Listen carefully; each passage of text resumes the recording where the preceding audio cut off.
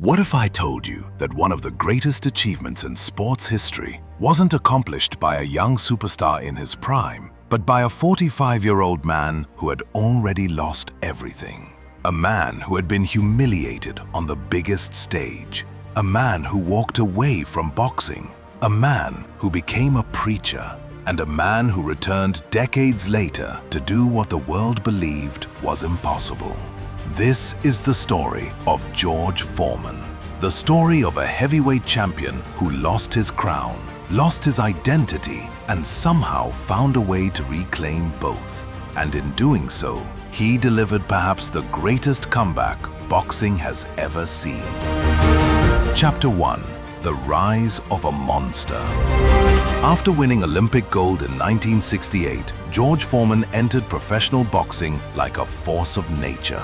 He wasn't simply beating opponents, he was destroying them.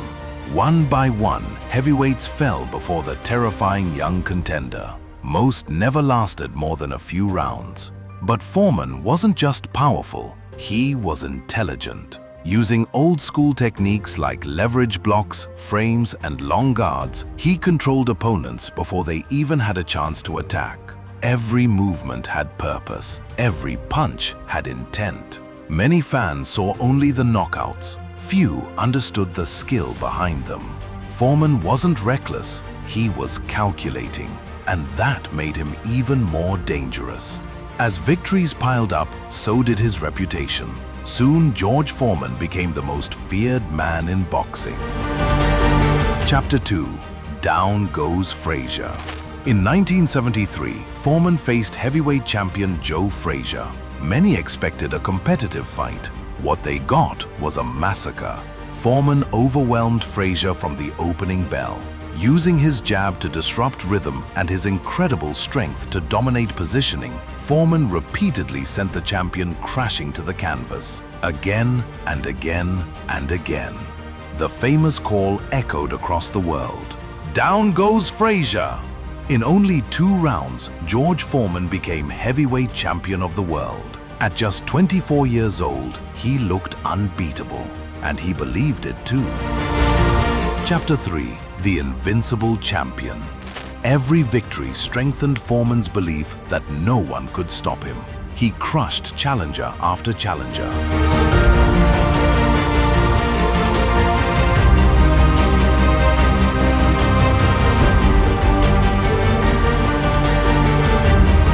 Then came Ken Norton, the same Ken Norton who had given Muhammad Ali nightmares. Foreman demolished him in just 2 rounds. Suddenly, the boxing world faced a terrifying question. If Ken Norton couldn't survive, who could? Only one name remained. Muhammad Ali, the former champion, the master strategist, the greatest showman boxing had ever seen. And unlike everyone else, Ali wasn't afraid. Chapter 4. The Rumble in the Jungle. October 30th, 1974, Kinshasa, Zaire. The Rumble in the Jungle. Nearly everyone believed Foreman would destroy Ali.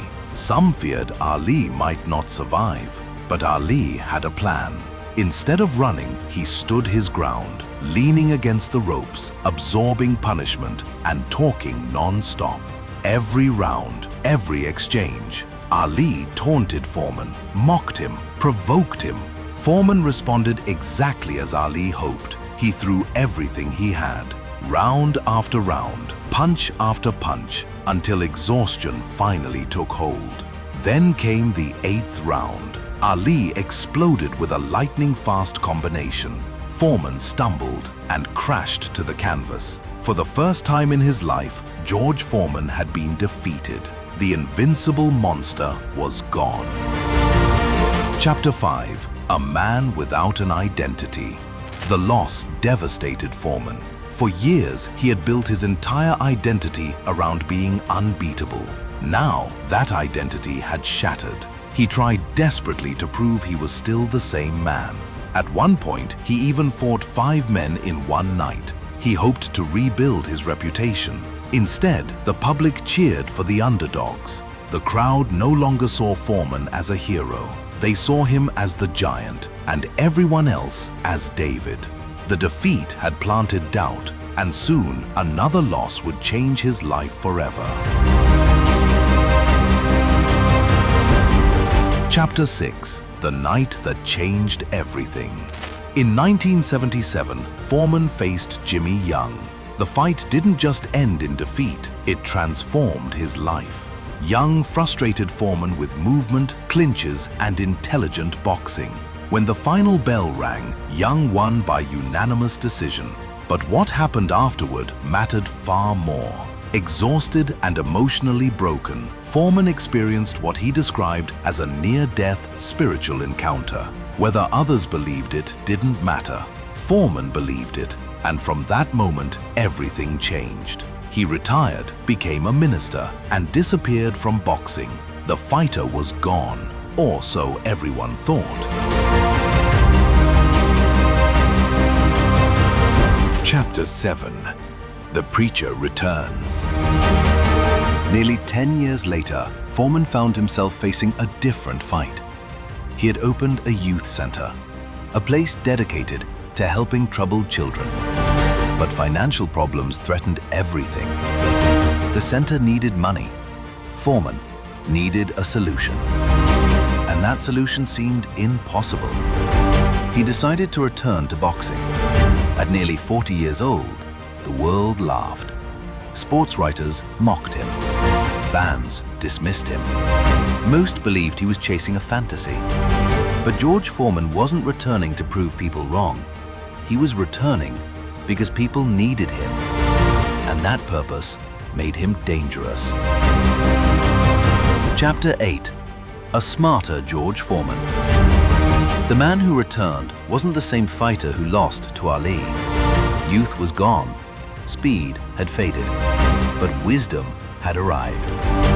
Working alongside Archie Moore, Foreman refined a more efficient style, a style built around patience, defense, and timing. He learned to conserve energy, control distance, and exploit mistakes. Fight after fight, he kept winning. Slowly, people stopped laughing. Then they started paying attention, because George Foreman was climbing back toward the top. Chapter 9: Evander Holyfield. In 1991, Foreman received his title shot against Evander Holyfield. Foreman was 42 years old. Holyfield was in his prime. Most expected a quick finish. Instead, they witnessed a war.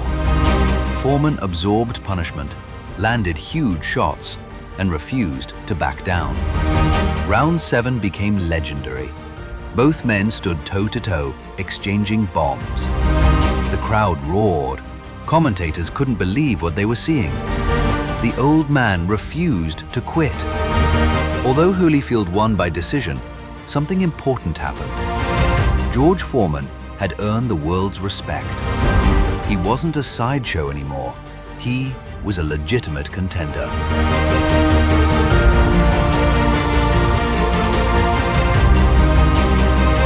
Chapter 10: One Last Chance. Then fate intervened. Holyfield lost his title to Michael Moorer. Moorer agreed to fight Foreman. Most considered it an easy victory. Another aging legend, another respectable loss, another chapter closing. But George Foreman had different plans.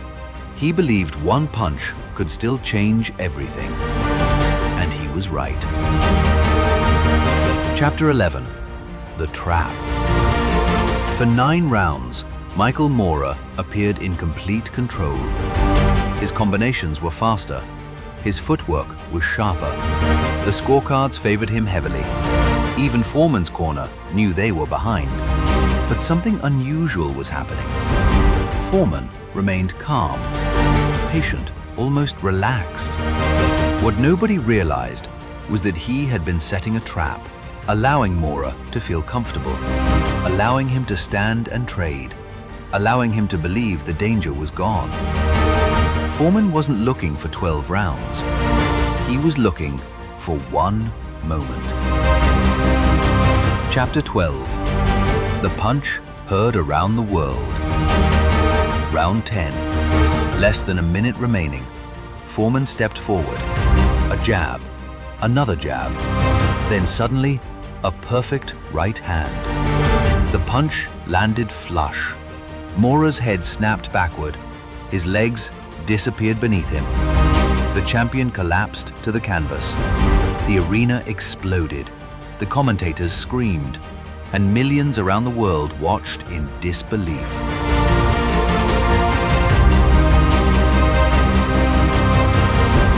Michael Mora tried to rise, but he couldn't. The referee counted 10. It was over. George Foreman, at 45 years old, had become heavyweight champion of the world again. Ending. 20 years earlier, Muhammad Ali had taken George Foreman's championship. 20 years later, George Foreman reclaimed it.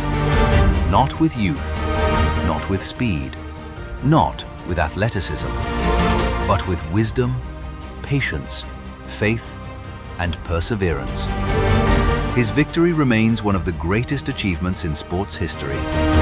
A reminder that failure is not the end. A reminder that setbacks do not define us.